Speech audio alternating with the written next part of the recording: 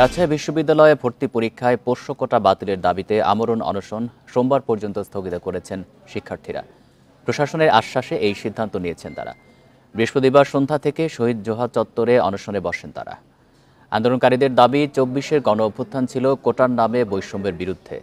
সেখানে কোটা থাকা মানে ২৪-এর বিপ্লবীদের সাথে বেইমানি করা। অবিলম্বে পোষ্য কোটা বাতিল করতে হবে। যতক্ষণ পর্যন্ত বিশ্ববিদ্যালয় প্রশাসন পোষ্য কোটা বাতিলের সিদ্ধান্ত না নেবে ততক্ষণ পর্যন্ত অনশন চলবে বলে জানান তারা। তবে বিশ্ববিদ্যালয় উপাচার্য জানিয়েছেন, এই প্রথা বাতিল একক বিষয় নয়, সবার সম্মিলিত মতামতের ভিত্তিতে এই বিষয়ে সিদ্ধান্ত নেওয়া হবে।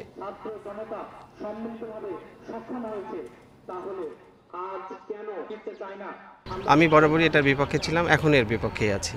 আমি মনে করি এটা শিক্ষকদের জন্য অমর্যাদাকর, এবং যারা শিক্ষকের সন্তানরা হিসেবে ইভেন যারা মেরিটেও চান্স পায়, এটা নিয়ে তারা খুবই এক ধরনের আত্মমর্যাদার প্রশ্ন এখানে দেখা দেয়। শিক্ষকরা যে যুক্তি দিচ্ছেন সে যুক্তি আমি কখনো মনে করি না ঠিক যুক্তি। কেননা এখানে প্রশ্ন হচ্ছে ন্যায্যতার প্রশ্ন, যেখানে কি ন্যায্যতা, আমরা ন্যায্যতার ভিত্তিতে দাঁড়িয়েছি না ন্যায্যতার ভিত্তিতে দাঁড়াইনি। কোটা বিলুপ্তির জন্য প্রায় ২ সহস্রাধিক ভাই বোনেরা আমাদের শহীদ হয়েছে। সেই জায়গায় নতুন বাংলাদেশে কোটা মানে পোষ্য কোটা নামক এক ধরনের অবৈধ কোটা থাকবে, অনৈতিক কোটা থাকবে, এটা মেনে নেওয়া যায় না। ভোলা চর ফ্যাশনে চালকলে বয়লার বিস্ফোরণে মারা গেছে মিলের এক শ্রমিক। আহত হয়েছেন মালিকসহ আরও ২ জন। সকালে উপজেলার মাদ্রাস ইউনিয়নের মুন্নি রাইস মিলে এই ঘটনা ঘটে। মিলটি ২ দিন আগেই চালু করা হয়। সকালে মিলের কারিগর আলামিন বয়লারে আগুন জ্বালানোর সময় হঠাৎ বিকট শব্দে তা বিস্ফোরিত হয়। এতে ঘটনাস্থলে মারা যান আলামিন। এ সময় তার ভাই ফিরোজ ও মিলের মালিক মনির আহত হন। ফিরোজের অবস্থা গুরুতর হওয়ায় তাকে উন্নত চিকিৎসার জন্য বরিশাল শেরেবাংলা মেডিকেল কলেজ হাসপাতালে পাঠানো হয়েছে।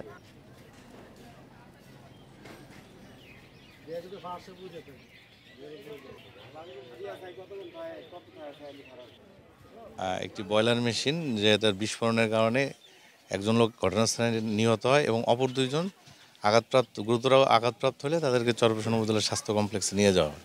এমন সংবাদের প্রেক্ষিতে আমি সঙ্গীয় ফোর্স অত্র ঘটনাস্থলে আসি। পাবনা চাটমোহরে নিখোঁজের একদিন পর বিল থেকে কৃষক গোলজার হোসেনের মরদেহ উদ্ধার করেছে পুলিশ। দুপুরে তুবলিয়ার বিল থেকে মরদেহটি উদ্ধার করা হয়। পুলিশ জানায়, বৃহস্পতিবার ভোরে খালিশাগাড়ি বিলে নিজের জমিতে কচুরিপানা পরিষ্কার করতে নামেন গোলজার হোসেন। এক পর্যায়ে বিলের পানির স্রোতে তলিয়ে যান তিনি। সকালে বিলে মরদেহ ভেসে উঠতে দেখে পরিবার ও পুলিশকে খবর দেয় স্থানীয়রা। পরে পুলিশ ঘটনাস্থল থেকে মরদেহ উদ্ধার করে। এদিকে শেরপুরের নকলা ও নালিতাবাড়ি থেকে 2 বৃদ্ধের মরদেহ উদ্ধার করেছে পুলিশ। রাজধানী বাজারে 1 কেজি মিনিকেট চালের দামে কিনতে হচ্ছে 1 কেজি আলু। প্রতি কেজি আলুর জন্য গুনতে হচ্ছে 70 থেকে 75 টাকা, যা বাড়তি চাপ তৈরি করেছে ক্রেতার জন্য। চড়া পেঁয়াজের দামও। এর মধ্যেই ভোজ্য তেলের বাজারে কৃত্রিম সংকটের অভিযোগ উঠেছে।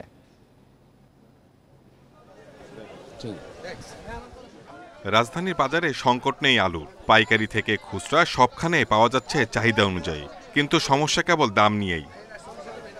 কারওয়ান বাজারে পাইকারিতে আলুর কেজি ৬৬ থেকে ৬৮ টাকা, খুচরা বাজারে কেজি ৭০ থেকে ৭৫ টাকা। অথচ বাজারে ৭০ টাকা কেজিতে পাওয়া যায় 1 কেজি চিকন চাল। স্বল্প আয়ের মানুষ যারা টাকা বাঁচাতে মোটা চাল খান, তাদের জন্য এখন আলু কেনা অনেকটাই বিলাসিতা। ৭০ টাকা আলু বাজারে, পাইকারি বাজারে, তাহলে খুচরা তো ৮০ টাকার নিচে দিবেন। নির্মাকার থেকেই তো ঝামেলা। এখন মূলত খুচরা বাজারে কোনো করে লাভ নেই। ঝামেলাটা ওইখান থেকে পার্টিটা বইলা দেয় আড়তদারে যে আড়তদারে এত টাকা বিক্রি হইলে আমি আলু ছাড়বো, নাইলে ছাড়বো না। আলুর চেয়েও পেঁয়াজের দাম বেশিতে অস্বস্তি তৈরি করেছে সাধারণ মানুষের জন্য। দেশি পেঁয়াজের কেজি ১৫০ টাকা, আর ভারতীয় পেঁয়াজের জন্য গুনতে হচ্ছে ১৩০ টাকা। ইনকাম বাড়ালে আসলে করতে পারছে, আর এখন তো একদমই ইনকাম নাই। ইনকাম তো মোটেই নাই এখন। ব্যবসা বাণিজ্য তো আমিও ব্যবসা করি, কিন্তু অবস্থা খুবই খারাপ আমাদের। ভোজ্য তেলের বাজারে কৃত্রিম সংকটের অভিযোগ উঠেছে। চাহিদা অনুযায়ী পণ্য পাচ্ছেন না খুচরা বিক্রেতারা। বেড়েছে খোলা তেলের দামও। লিটার কিনতে হচ্ছে ১৮৫ টাকায়। রূপচাঁদা দিচ্ছে আর আপনার তীর দিচ্ছে, বসুন্ধরা পেরেশ পুষ্টি সরবরাহ কমাই দিচ্ছে। দাম বাড়াইবে, দাম বাড়ায় ছাড়বে। তবে মৌসুম চলে আসায় কমতে শুরু করেছে সবজির দাম। বেগুন, শিম, বরবটি কেনা যাচ্ছে ৬০ টাকা কেজিতে। Shahid Ahmed, independent news, Dhaka. এদিকে বিভিন্ন জেলাতেও এখনও নাগালের বাইরে পেঁয়াজের দাম। আমদানি করা পেঁয়াজ কেজিতে ১১০ টাকা ও দেশি পেঁয়াজ ১৪০ টাকা দরে বিক্রি হচ্ছে। তবে সরবরাহ বেশি থাকায় কমেছে শীতকালীন সবজির দাম। চট্টগ্রামের বাজারে গেল সপ্তাহের তুলনায় 10 টাকা বেড়ে আলু বিক্রি হচ্ছে 80 টাকায়। ব্রয়লার ও সোনালী মুরগির দাম কমলেও বেড়েছে দেশি মুরগির দাম। ডজনে 5 টাকা বেড়ে ডিম বিক্রি হচ্ছে 150 টাকায়। রাজশাহীর বাজারে কেজিতে 10 টাকা বেড়ে পেঁয়াজ বিক্রি হচ্ছে 130 টাকায়। কমেছে কাঁচামরিচ, আলু ও ডিমের দাম। সিলেটে গত সপ্তাহের চেয়ে সবজির দাম কেজিতে 5 থেকে 10 টাকা পর্যন্ত কমেছে। খুলনায় পেঁয়াজ বিক্রি হচ্ছে 120 থেকে 150 টাকায়, রসুন 280 টাকা। এদিকে বরিশালে সরবরাহ কমায় সব ধরনের মাছের দাম কেজিতে বেড়েছে 20 থেকে 30 টাকা পর্যন্ত। এই ইলিশ মাছের দাম বাড়িয়ে গেছে, আর এর লগে লাগান হাড়সা মাছের দাম বাড়িয়ে গেছে, মানে ইলিশ মাছের কেজিতে 60-70 টাকা বাড়িয়ে গেছে কেজিতে। সবজির বাজার এখন মোটামুটি কয় কমতার মধ্যে আছে ভাই, আগের চাইতে অনেকটাই একটু সাশ্রয় পাওয়া গেছে। লক্ষ্মীপুরের শিক্ষার্থীদের উদ্যোগে চালু হওয়া ন্যায্য মূল্যের বাজারে বেড়েছে ভোক্তাদের ভিড়। সেখানে কম দামে পণ্য কিনতে পেরে খুশি ক্রেতারা। এর প্রভাব পড়েছে জেলার নিত্যপণ্যের বাজারেও। জেলা প্রশাসক জানালেন, দাম নিয়ন্ত্রণে রাখতে জোরদার করা হয়েছে বাজারে তদারকি। নিত্যপণ্যের বাজারে হিমশিম অবস্থা মধ্যবিত্ত ও নিম্ন আয়ের মানুষের। তাই ক্রেতাদের স্বস্তি দিতে লক্ষ্মীপুরের 5 উপজেলায় 11টি ন্যায্য মূল্যের বাজার চালু করেছেন শিক্ষার্থীরা। সেখানে অন্যান্য বাজারের চেয়ে 10 থেকে 50 টাকা কম দামে মিলছে শাকসবজি, মাছ, মাংস ও ডিম। এতে খুশি ক্রেতারা। ইলিশ মাছ এই মাত্র বাজার থেকে আনছি 750 টাকা, কিন্তু এখানে বিক্রি হতেছে 600 টাকা। সিম কিনছি, বরবটি কিনছি, করলা কিনছি, করলা বাজারে 100 টাকা 80 টাকা, এখানে 75 টাকা। বাজার থেকে মাছের দাম, মাংসের দাম মোটামুটি 20-30 টাকা 50 টাকাও কম আছে। সরাসরি কৃষকের কাছ থেকে পণ্য কিনে লাভ ছাড়া বিক্রি করা হচ্ছে এই বাজারে।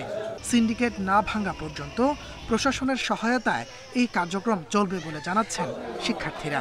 আমাদের স্টলের সাথে তাদের স্টলে আগে 40 টাকা 50 টাকা 60 টাকা 100 টাকা পর্যন্ত ডিস্টেন্স ছিল, এখন তাদের সাথে আমাদের ডিস্টেন্স 5 টাকা 10 টাকায় চলে এসছে। এদিকে নিত্যপণ্যের দাম নিয়ন্ত্রণে অন্যান্য বাজারে তদারকি জোরদার করা হয়েছে বলে জানালেন জেলা প্রশাসক। নিয়মিত বাজারে গিয়ে যে মূল্যটি তাদের দিতে হয় তার চেয়ে অনেক কম মূল্যে, সাশ্রয়ী মূল্যে এই নিত্য প্রয়োজনীয় পণ্য এই সুলভ বাজারগুলো থেকে তারা কিনতে পারছেন। যারা অতীতে মূল্য তালিকা প্রদর্শন করতো না, তারা কিন্তু এখন এই অভ্যাসটিতে ফিরে এসেছে। তারা নিয়মিতই মূল্য তালিকা প্রদর্শন করছে এবং যারা করছে না তাদের বিরুদ্ধে কিন্তু আইনগত পদক্ষেপ নেওয়া হচ্ছে। প্রতিদিন সকাল থেকে রাত পর্যন্ত চলে ন্যায্য মূল্যের বাজার। মধ্যস্বত্বভোগীদের দৌরাত্ম্য কমাতে এই ধরনের বাজারের সংখ্যা বাড়ানোর দাবি ভোক্তাদের। Independent news. চট্টগ্রাম সিটি কর্পোরেশনের সাবেক মেয়র এম রেজাউল করিম ও আওয়ামী লীগ কাউন্সিলরদের দুর্নীতির শ্বেতপত্র প্রকাশ হতে যাচ্ছে। দুর্নীতির বিস্তারিত নগরবাসীকে জানাতে এই উদ্যোগ, বলছেন নতুন মেয়র ডাক্তার শাহাদাত হোসেন। তবে এমন উদ্যোগে নাগরিক সেবা যাতে বিঘ্ন না ঘটে সেদিকে খেয়াল রাখার তাগিদ বিশেষজ্ঞদের। 15 মাসের মেয়াদ নিয়ে সম্প্রতি আদালতের নির্দেশে মেয়র হিসেবে কাজ শুরু করেছেন বিএনপি নেতা ডাক্তার শাহাদাত হোসেন। পরিচ্ছন্নতা, আলোকায়ন, ডেঙ্গু রোধ সহ নাগরিক সেবা বাড়াতে নানা উদ্যোগ শুরু করেছেন তিনি। খাল নালা পরিষ্কার, কর্পোরেশনের দোকানপাট, জমি বরাদ্দ, উন্নয়ন কাজ সহ বিভিন্ন ক্ষেত্রে সাবেক মেয়রের দুর্নীতির অভিযোগ তুলে ধরছেন নতুন মেয়র। ওয়ার্ড ধরে দুর্নীতির বিস্তারিত শ্বেতপত্র আকারে প্রকাশ করতে চান। 25টা দোকান থেকে অলরেডি 10 থেকে 12 কোটি টাকা লোপাট হয়ে গেছে এবং সেখানে সিটি কর্পোরেশন পুরা 1 বছরে টাকা পেত 1 লাখ টাকা গত 10 বছরে, অথচ সেখানে 50 থেকে 60 লক্ষ টাকা প্রতি বছর আয় করার কথা ছিল। কাজে এই যে একটা দুর্নীতি মেয়র এবং কাউন্সিলররা মিলে করেছে, আমি একে একে সব দেখতে পাচ্ছি। নতুন মেয়রের উদ্যোগকে স্বাগত জানিয়েছেন সচেতন নাগরিকরা। তবে এসব কাজ করতে গিয়ে নাগরিক সেবার কোনো ব্যত্যয় যাতে না ঘটে সেদিকে লক্ষ্য রাখার পরামর্শ তাদের। শ্বেতপত্র যদি প্রকাশ করতে চান প্রকাশ করতে পারেন, কিন্তু শুধু এটার পিছনেই উনি যেন এমন কোনো এফোর্ট না দেন যেটার জন্য জনগণের ওনার যে সময়টা ওনার কাছে প্রত্যাশা করছে সেই প্রত্যাশায় কোনো ঘাটতি হয়। গত নির্বাচনে বিজয়ী নগরীর সাধারণ ও সংরক্ষিত মিলে 55টি ওয়ার্ড কাউন্সিলরের সবাই আওয়ামী লীগের রাজনীতিতে যুক্ত ছিলেন, যাদের সবাই এখন পলাতক। অনুপম শীল, ইন্ডিপেন্ডেন্ট নিউজ, চট্টগ্রাম। চট্টগ্রামের বাকুলিয়ায় জমি নিয়ে বিরুদ্ধে সংঘর্ষে জড়িয়েছে বিএনপির দুই পক্ষ। এ সময় গোলাগুলির পাশাপাশি ভাঙচুর করা হয়েছে গাড়ি, দোকানপাট। আহত হয়েছেন পথচারী সহ 7 জন। গতরাত 11:30টার দিকে এই ঘটনা ঘটে। পরে পুলিশ ও সেনা সদস্যরা গিয়ে পরিস্থিতি নিয়ন্ত্রণে আনে। প্রত্যক্ষদর্শীরা জানান দুপুরের পর থেকে কয়েক দফায় সংঘর্ষের জেরে রাতে এক্সেস রোড এলাকায় অস্ত্র নিয়ে জড়ো হন শতাধিক ব্যক্তি। এরপর তাদের মধ্যে দফায় দফায় সংঘর্ষ হয়। এ সময় তাদের একটি পক্ষ গুলি ছোড়ে এবং 10 থেকে 12টি মোটরসাইকেল ভাঙচুর করে। ওদিকে জায়গা নিয়ে কি ঝামেলা হয়েছিল, আমরা তো এখানে গাড়ি ওয়াশ করি সবসময়, বুঝছেন, ওয়াশ দিয়ে আমরা এদিকে ছিলাম, ওদিকে চা খাইতে গেছিলাম, তো হুট করে দেখি মানে দুই দিক থেকে মারামারি, মানে খুব সিরিয়াস মারামারি, এগুলো মারাত্মক লেভেলের। আমরা এসে শুনতেছি মারামারি হয়েছে, এরপর আমরা ওদিকে মুখে গেছিলাম, ওখানে বসার পর ওই যিনি গ্যারেজের মালিক ছিল ওনারে কল দিছি, উনি বলতেছে আপনাদের গাড়ি এক পাশ ভেঙে দিছে, আরো বিভিন্ন গাড়ি ভাঙচুর করা হয়েছে। চট্টগ্রামের রাউজানে মুখোশধারীদের গুলিতে অন্তত 12 জন আহত হয়েছেন। তাদের 11 জন চিকিৎসাধীন চট্টগ্রাম মেডিকেলে। গতরাতে নোয়াপাড়া ইউনিয়নের নিরামিষপাড়ায় এই ঘটনা ঘটে। প্রত্যক্ষদর্শীরা জানান 20 থেকে 25 জনের একদল মুখোশধারী মহিউদ্দিন নামে এক বিএনপি কর্মীকে কুপিয়ে আহত করে। স্থানীয়রা এর প্রতিবাদ করলে তাদের লক্ষ্য করে গুলি ছোড়ে দুর্বৃত্তরা। এতে গুলিবিদ্ধ হন অন্তত 12 জন। বিএনপি নেতা গিয়াস কাদের চৌধুরী ও গোলাম আকবর খন্দকারের অনুসারীদের মধ্যে আধিপত্য বিস্তার নিয়ে এই ঘটনা বলে ধারণা পুলিশের।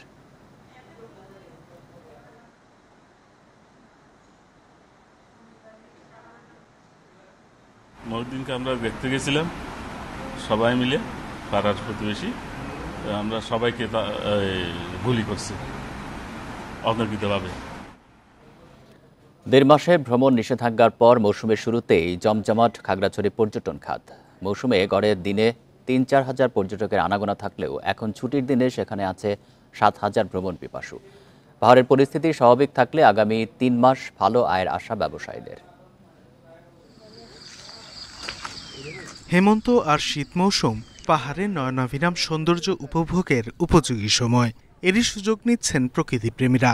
খাগড়াছড়ির আলোটিলা রিছাং ঝর্ণা, মায়াবিনী লেক, জেলা পরিষদ পার্ক সহ বিভিন্ন পর্যটন কেন্দ্রে এখন পাহাড় প্রেমীদের ভিড়।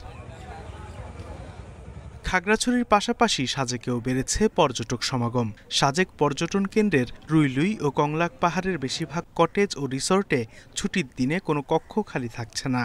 কিছুদিন আগে বন্ধ ছিল সমস্যার কারণে, এখন 5 তারিখে খোলার পরে আমরা এখানে আসছি আবার বন্ধু মিলে। আমাদের হিলের যে ভিউটা ছিল এটা অসাধারণ ছিল এবং যে এখানকার যে নিরাপত্তা ব্যবস্থা সেটাও খুবই সন্তোষজনক। খাগড়াছড়িতে আসলাম, এখন সাজেকের উদ্দেশ্যে রওনা হচ্ছি। পাহাড়ের সহিংসতার কারণে 1.5 মাস নিষেধাজ্ঞার পর আবারও অতিথি বাড়ায় খুশি পর্যটন সংশ্লিষ্টরা। এই শীত মৌসুমে গত 1.5 মাসের ক্ষতি পুষিয়ে নেওয়ার আশা তাদের। পর্যটক নিষেধাজ্ঞা খোলার পর থেকেই পর্যটকরা আসা শুরু করেছেন। আশা করি এবার আসতে থাকলেই আমাদের খাগড়াছড়ি পর্যটক মুখর হবে। এতদিন পর্যটক আসে নাকি, বন্ধ ছিল, এখন মোটামুটি আসতেছে, এখন মোটামুটি ভাড়া নিয়ে যেতে পারতেছি। চলতি মৌসুমে পর্যটকদের বরণে সব ধরনের প্রস্তুতি নেওয়া হয়েছে বলে জানান এই কর্মকর্তা। সেভাবে খাগড়াছড়ি পর্যটন খাতগুলা প্রস্তুতি গ্রহণ করে রেখেছে, আর আমরাও পর্যটন মডেল খাগড়াছড়ি সেভাবে প্রস্তুতি গ্রহণ করা আছে। ওনারা আসলেন সেবা পাবেন। এছাড়া ভিড় বেড়েছে সমুদ্র সৈকত কক্সবাজারে। ছুটির দিন হওয়ায় প্রায় 10,000 পর্যটক এসেছেন দুরন্ত হিমেল হাওয়ায় নীল সমুদ্র পাড়ে সময় কাটাতে। Independent news. এ নিয়ে আরো জানাতে খাগড়াছড়ি থেকে যুক্ত হচ্ছেন সহকর্মী সমীর মল্লিক। সমীর, 1.5 মাসের ভ্রমণ নিষেধাজ্ঞার পর কতটা জমে উঠেছে পর্যটন খাত, আর পর্যটন কেন্দ্রগুলোতে কি ধরনের ব্যবস্থা রাখা হয়েছে, আর পর্যটক যারা যাচ্ছেন তারা কতটা সন্তুষ্ট?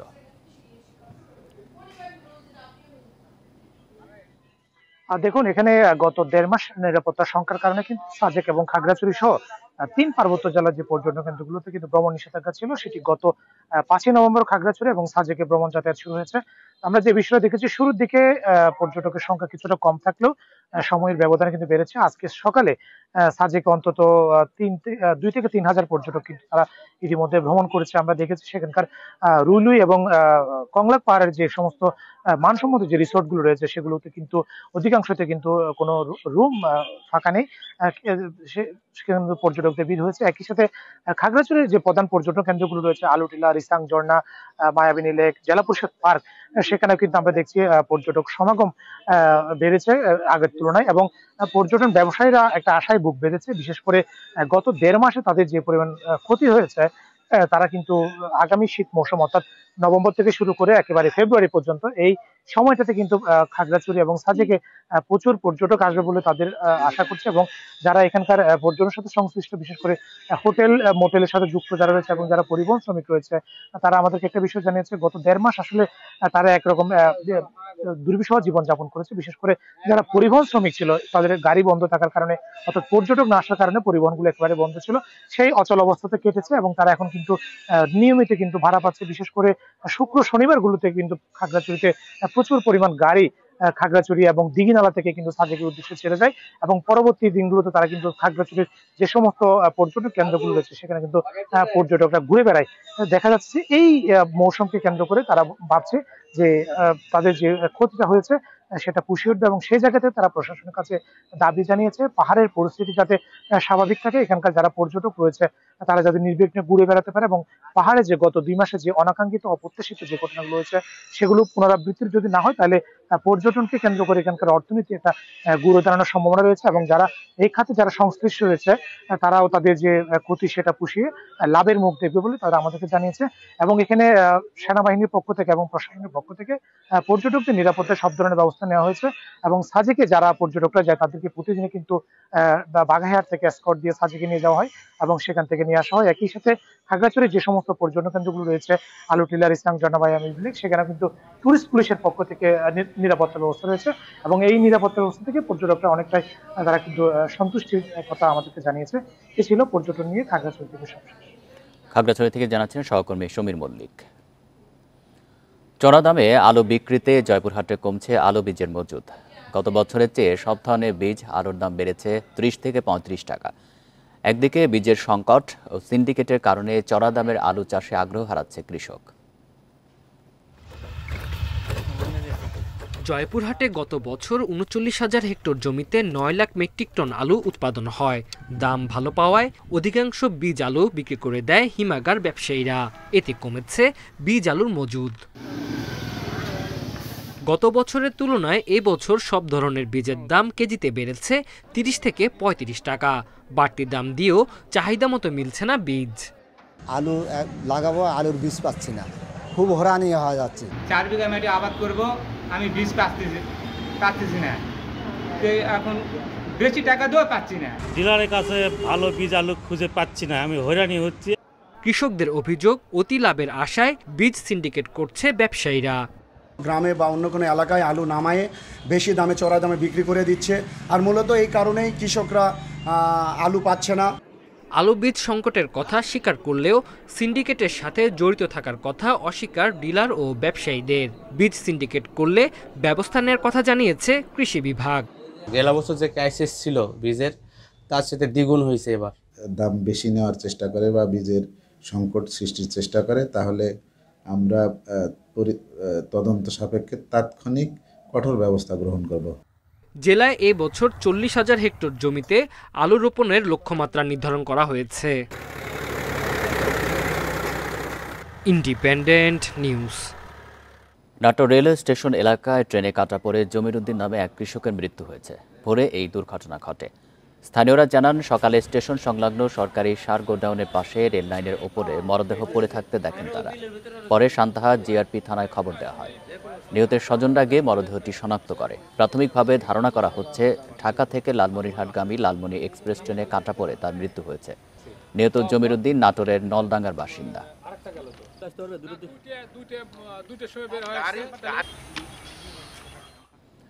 মাদারীপুরে একটি যাত্রীবাহী বাস ভাঙচুর করেছে দুর্বৃত্তরা। এ সময় আহত হয়েছেন বাসের সুপারভাইজার ও এক যাত্রী।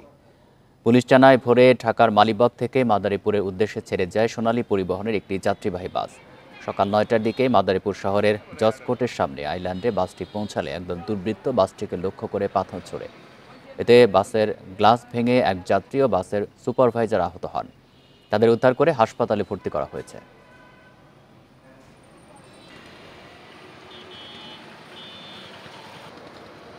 5-7 জন লোক এসে পাথর নিক্ষেপ করে।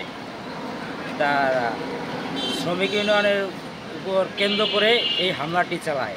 সন্ত্রাসী ঘটনার আইনের মাধ্যমে এই দুষ্কৃতিকারীদের যাতে বিচার হয় তার জোর দাবি জানাচ্ছে। যশোর, চুয়াডাঙ্গা ও মেহেরপুরে খেজুর গাছ থেকে রস সংগ্রহের প্রস্তুতি নিচ্ছেন গাছিরা। এর মধ্যে গাছ প্রস্তুতের কাজে ব্যস্ত সময় কাটছে তাদের। খেজুরের রস সংগ্রহের পর তা থেকে তৈরি হবে গুড়। সারা দেশেই শীতের আগমনী বার্তা। হেমন্তের কুয়াশা ভেজা সকালে চুয়াডাঙ্গার প্রতিটি গ্রামে গাছে গাছে রস সংগ্রহের প্রস্তুতিতে ব্যস্ত গাছিরা। কিছুদিন পরে কাটার পরে রস বেরাবে, তারপরে জাল দেওয়া হবে, গাছ ফিরা দেব, কাটবো। কোনোদিন হচ্ছে 5 ভাড় হবে, কোনোদিন 6 ভাড় হবে। আরাম করতে করতে আস্তে আস্তে বৃদ্ধি হয়। রস সংগ্রহের জন্য মেহেরপুরেও চলছে খেজুর গাছ কাটা পরিষ্কারের কাজ। এরপর শীতের প্রায় 4 মাস ধরে চলবে খেজুরের রস সংগ্রহ। সেই রস জাল দিয়ে তৈরি করা হবে সুস্বাদু গুড়। পরিচর্যা করছি, কারণ সামনে শীত আসতেছে, রস নিতে হবে, গুড় তৈরি করতে হবে এবং বিক্রয় করতে হবে। যশোরে বারবার বৃষ্টির কারণে এবার 1 মাস পিছিয়েছে খেজুরের রস সংগ্রহের প্রস্তুতি। ফলে এবার কম রস সংগ্রহ হবে বলে জানিয়েছেন গাছিরা। তো বর্ষা আছে, তার জন্য দেরি হয়ে গেছে, গাছ তোলা যায়নি। তো এত বৃষ্টি হলে গাছ তুলি গাছ তো পুষে যায়। ভালো একটা আয়ের উৎস, কিন্তু আমরা এবছরে সেই তেমন একটা ফল পাইনি। কৃষি বিভাগের হিসেবে জেলায় 4 লাখ খেজুর গাছ রয়েছে। এসব গাছ থেকে তৈরি হয় 3.5 মেট্রিক টন গুড়। প্রায় 100 জন গাছিকে নিরাপদ খাদ্য কর্তৃপক্ষের আওতায় আমরা প্রশিক্ষণ দিয়েছি কিভাবে নিরাপদ উপায়ে রস এবং গুড় সংগ্রহ করা যায়। দক্ষিণ পশ্চিমাঞ্চলের গুড়ের চাহিদা থাকে সারা দেশেই। সীমিতভাবে ব্যক্তি উদ্যোগে সামান্য গুড় রপ্তানি হলেও তা বাড়াতে সরকারের সহযোগিতা চেয়েছেন ব্যবসায়ীরা। Tania Nasrin, independent news. ধুয়ে মুছে যাবে সব জাগতিক পাপ, এমন বিশ্বাসে মৌলভীবাজার, কুয়াকাটা এবং সুন্দরবনের দুবলার চরে নানা আয়োজনে উদযাপিত হচ্ছে রাসলীলা উৎসব। পুণ্য লাভের আশায় সনাতন ধর্মাবলম্বীরা ছোট পরিসরে আয়োজন করেছেন 3 দিনব্যাপী রাস উৎসব।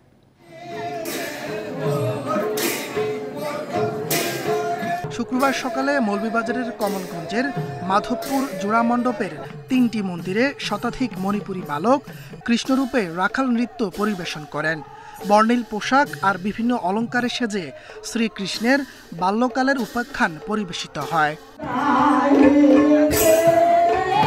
বাড়ি থেকে আসলাম, বন্ধুদের সাথে দেখা হলো, সবাই মিলে আড্ডা দিলাম, ঘুরবো একটু, আবার রাতে বের হবো। বিভিন্ন জায়গা থেকে অনেক মানুষজন আসছে, অনেক বড় করে এবার এটা আয়োজন করা হয়েছে। আর সব দিক থেকে আমাদের যে সেনাবাহিনী আছে তারা খুব ভালোভাবে আমাদের প্রোটেকশন দিচ্ছে, সেটা আমরা খুব ভালোভাবে উপভোগ করছি। কুয়াকাটায় মঙ্গল ঘট স্থাপন, সন্ধ্যা আরতি, আলোচনা সভা ও ভক্তদের প্রসাদ বিতরণ করা হয়। রাতভর রয়েছে সঙ্গীতানুষ্ঠান, ভাগবত পাঠ ও কীর্তন। শনিবার ভোরে পুণ্য স্নানের মধ্য দিয়ে শেষ হবে উৎসবের আনুষ্ঠানিকতা। উৎসবের নিরাপত্তা নিশ্চিতে নেওয়া হয়েছে বিশেষ ব্যবস্থা।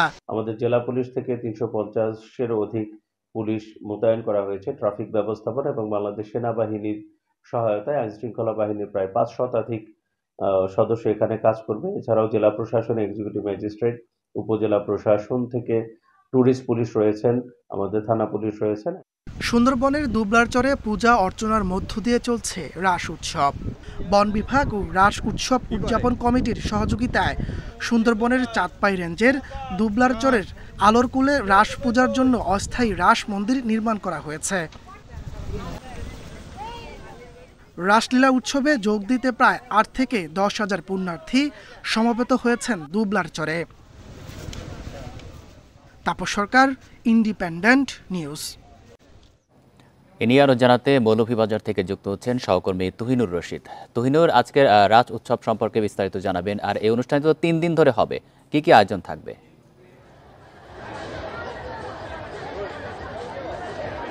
দেখুন, আসলে মৌলভীবাজারে যে রাস হয় সেটি হচ্ছে মণিপুরী সম্প্রদায়ের রাস হয়ে থাকে এবং এই মণিপুরী সম্প্রদায়ের যে রাস যেটি আসলে 2টি জায়গায় হয়ে থাকে। একটি হচ্ছে কমলগঞ্জের মাধবপুর জোড়া মণ্ডপ এবং আদমপুর, এই 2টি স্থানে মূলত যে রাসের উৎসব হয়ে থাকে। এবং আসলে এখানে মৌলভীবাজারের রাসটা আসলে 1 দিন ব্যাপী হয়, অর্থাৎ 1 দিন না, আজকে সকাল থেকে শুরু হয়েছে, আগামীকাল ভোর পর্যন্ত, অর্থাৎ সূর্য ওঠার আগ পর্যন্ত কিন্তু রাসের যে আনুষ্ঠানিকতা সেটি চলবে।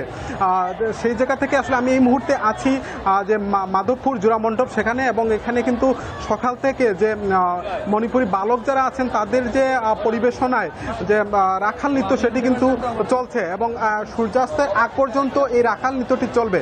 এর পরবর্তীতে হচ্ছে সন্ধ্যার থেকে আলোচনা সভা এবং সাংস্কৃতিক অনুষ্ঠান রয়েছে। কিন্তু রাসের যে মূল আয়োজন যেটি, অর্থাৎ যে রাত 12টার পর থেকে এখানকার যে মণিপুরী তরুণীরা তাদের পরিবেশনায় যে নৃত্যনাট্য যেটি সেটি পরিবেশিত হবে। এবং এই সব কিছু মিলিয়ে মৌলভীবাজারের এই যে রাস পূর্ণিমা অনুষ্ঠিত হচ্ছে, এখানে কিন্তু নিরাপত্তার যে ব্যাপারটি সেটি নিয়ে আমরা দেখেছি এখানকার আইন শৃঙ্খলা রক্ষাকারী বাহিনী তারা কঠোর নজরদারিতে রেখেছেন। পাশাপাশি এখানে সেনাবাহিনী রয়েছে, সেনাবাহিনী, বিজিবি, র্যাব সহ আইন শৃঙ্খলা বাহিনী তারা নিরাপত্তায় নিয়োজিত রয়েছেন। মণিপুরী সম্প্রদায়ের যারা এখানে আয়োজক রয়েছেন তাদের সাথে আমরা কথা বলেছি, তারা যেটি বলছেন যে তাদের যে আয়োজন সেই আয়োজনটি তারা স্বতঃস্ফূর্তভাবে এবং একটি অসাম্প্রদায়িক আয়োজন হিসাবেই তারা দেখছেন, যার ফলে এখানে সকল শ্রেণী পেশার মানুষ, সকল ধর্মের মানুষ, এমনকি দেশের বাইরে থেকেও কিন্তু এখানে পর্যটকরা এসেছেন আমরা দেখেছি। তো সব মিলে মৌলভীবাজারের যে এই মণিপুরী সম্প্রদায়ের যে মহারাসলীলা সেটি কিন্তু উৎসবে পরিণত হয়েছে যত বেলা বাড়ছে, এবং এখানকার কিন্তু সাধারণ দর্শনার্থী ভক্তরা কিন্তু উপচে পড়ছেন। এই ছিল আসলে আমার কাছে মৌলভীবাজার থেকে মণিপুরী সম্প্রদায়ের রাস উৎসবের সর্বশেষ তথ্য।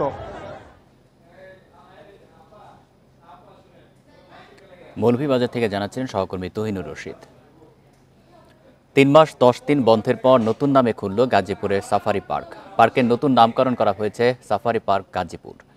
সকাল থেকেই পার্কের বিভিন্ন স্থানে দর্শনার্থীদের ভিড় দেখা গেছে। পরিবার পরিজন নিয়ে বিভিন্ন প্রান্ত থেকে এসেছেন অনেকে। দীর্ঘদিন পর পার্কটি খোলায় খুশি দর্শনার্থীরা। পার্ক কর্তৃপক্ষ জানিয়েছেন পর্যটন মৌসুম বিবেচনায় সাময়িকভাবে খুলে দেওয়া হয়েছে। গত 5 আগস্টে গণ অভ্যুত্থানের সময় সাফারি পার্কটিতে ভাঙচুর ও লুটপাট চালায় দুর্বৃত্তরা। এরপর থেকেই বন্ধ ছিল পার্কটি।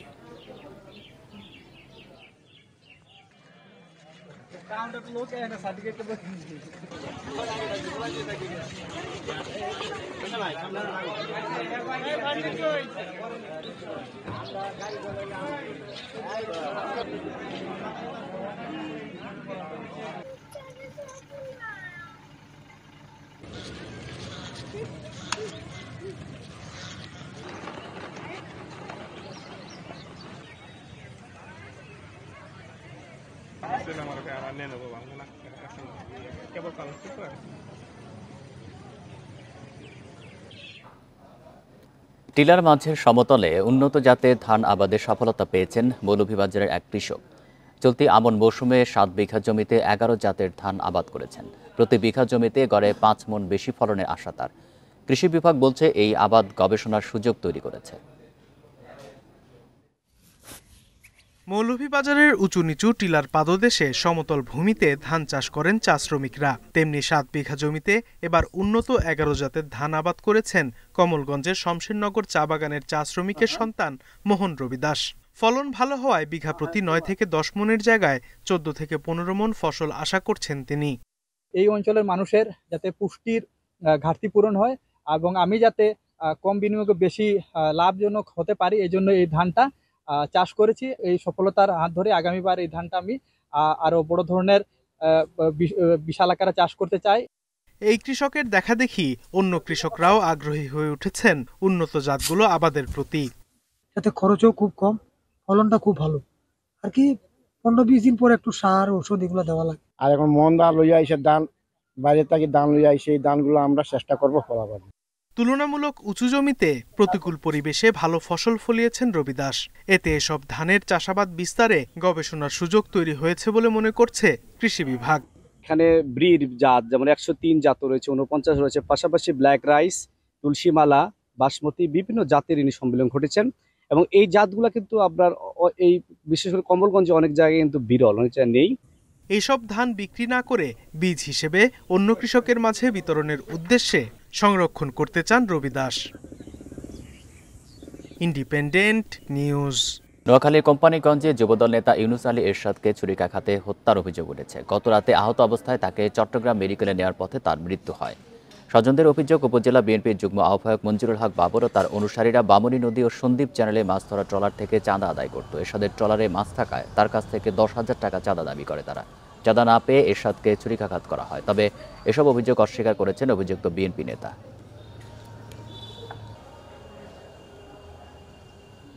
এ ছিল সমগ্র বাংলাদেশে। ধন্যবাদ সবাইকে।